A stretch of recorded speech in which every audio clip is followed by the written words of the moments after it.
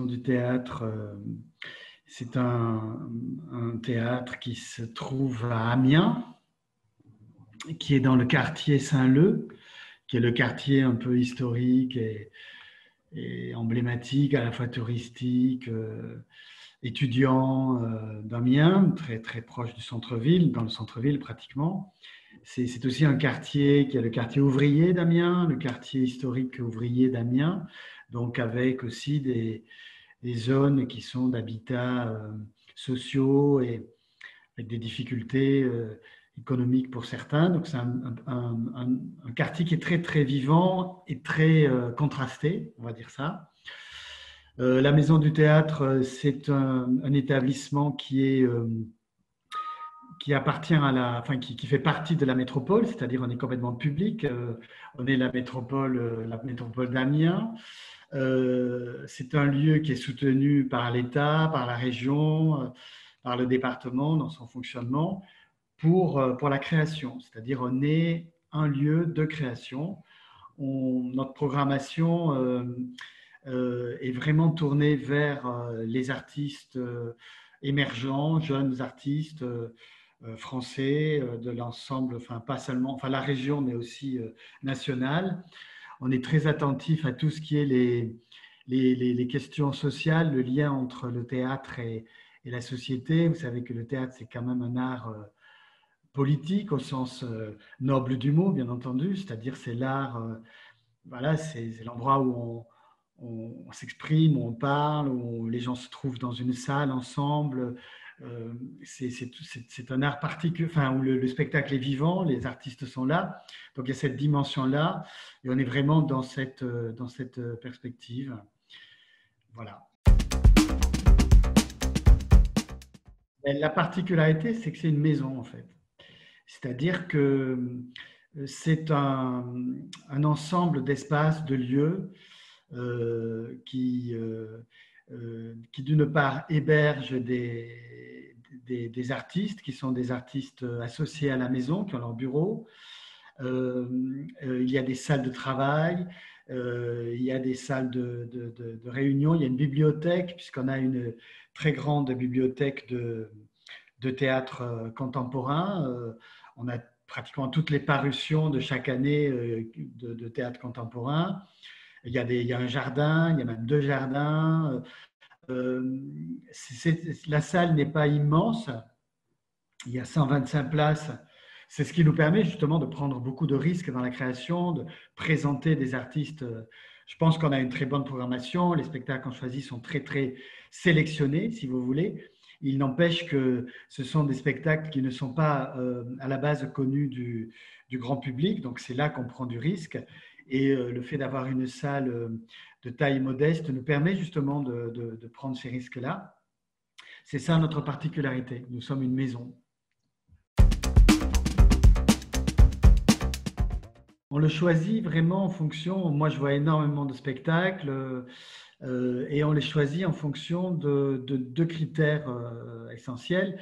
Si vous voulez, c'est 3. D'abord, c'est des créations. C'est-à-dire la plupart des spectacles que nous proposons sont en création. Ce sont des spectacles qu'on n'a pas vus avant.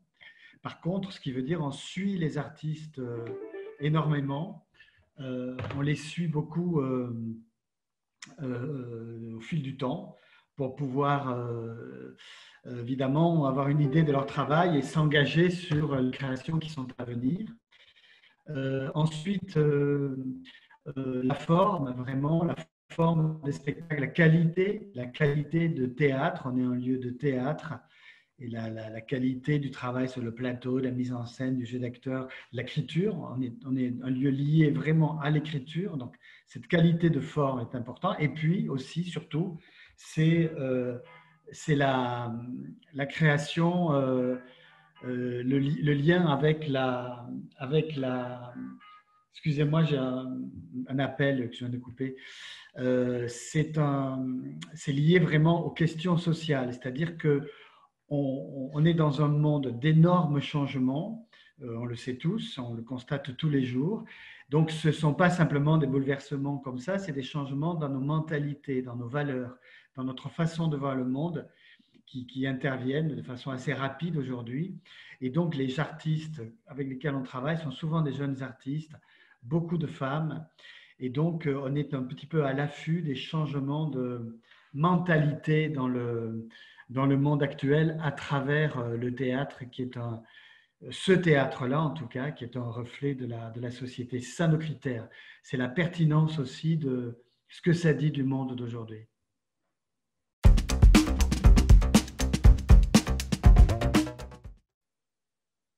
Bien sûr, on a un partenariat. Alors, on a une dimension du travail, de l'action culturelle qui s'appelle le texte en jeu, qui est un dispositif qu'on porte en partenariat avec le rectorat de l'Académie d'Amiens, au niveau de l'Académie d'Amiens et de la région Hauts-de-France. Et c'est un dispositif d'action culturelle qui concerne justement l'écriture théâtrale, l'écriture dramatique d'aujourd'hui. Je ne vais pas rentrer dans le détail du dispositif, mais cela nous amène à travailler avec des jeunes de l'école primaire, du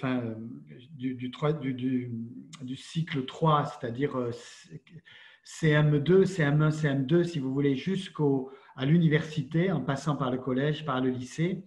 Et donc, c'est tout un ensemble d'actions. En gros, si vous voulez, les jeunes gens choisissent dans la production de l'année, dans l'écriture de l'année, choisissent le texte qu'ils ont préféré.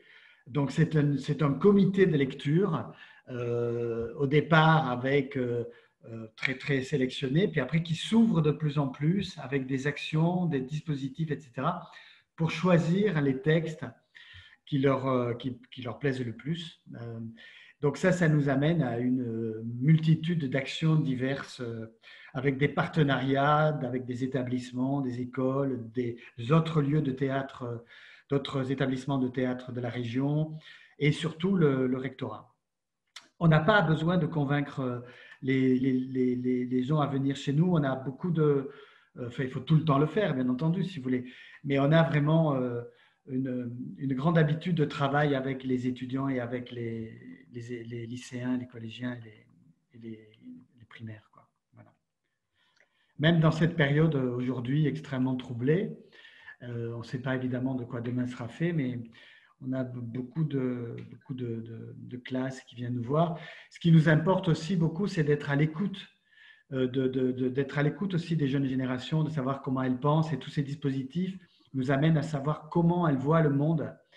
Pas simplement ce que nous, on a à dire aux jeunes, mais qu'est-ce que les jeunes aussi ont à nous dire du monde aujourd'hui, quoi.